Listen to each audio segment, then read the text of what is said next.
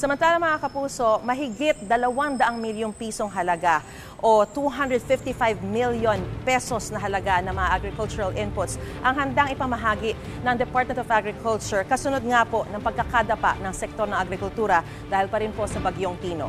Narito po ang aking unang balita. Sa lawak ng pinsalang iniwan ng Bagyong Tino, hindi nakaligtas maging ang sektor ng agrikultura kabilang ang pangingisda. Inaalam pa ng Department of Agriculture ang mismong halaga ng pinsala, pero tiyak nang aabot ng 100 hektarya ng pananim na ginagawang asukal at 500 hektarya ng mais ang nasira. Ayon kay Agriculture Secretary Francisco Tiu Laurel Jr., nasira rin maging ang ilang high-value crops. Buti na lang daw ay naani na ang malaking porsyento ng palay. We're already almost 90% harvested all over nationwide. Ang sugar may tama ng konti due to flooding and it's very unusual nga na may naging flooded areas dun sa Negros, no?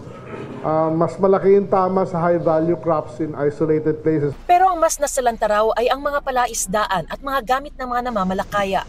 We are also ready to deploy yung mga Bureau of Fisheries vessels to assist them and rebuild their vessels and yung kanilang mga bigay ng fishing gears, mga payaw.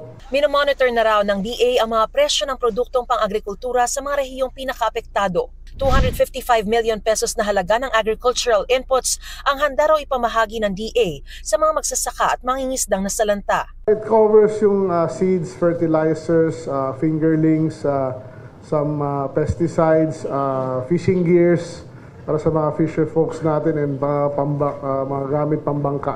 Then may survival and recovery loan program tayo, 25,000 pesos na loanable amount payable in 3 years para nga maka-replant sila, makabangon. Tutulong din ang Department of Agrarian Reform.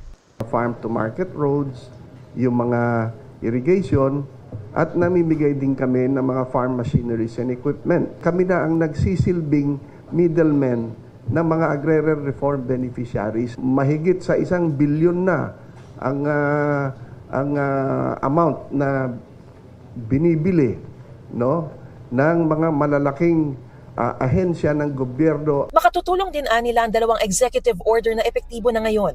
Ang Executive Order 100 na nagtatakda ng floor price ng palay o pinakamababang presyo nito para hindi bagsak presyo at di malugi ang mga magsasaka. Yung EO 100, yung setting of the floor price, definitely helps yung sitwasyon ng ating mga farmers dahil ngayon may reference price na kailangan sundin.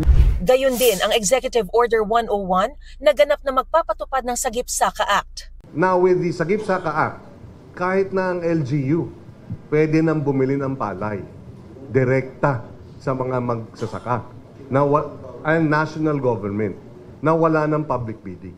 Mapipilitan ngayon ang trader na sumabay.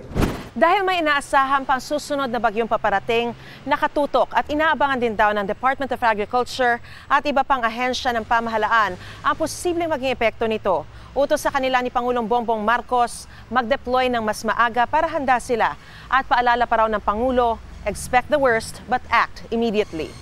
Ito ang unang balita. Mariz Umali para sa GMA Integrated News. Gusto mo bang mauna sa mga balita?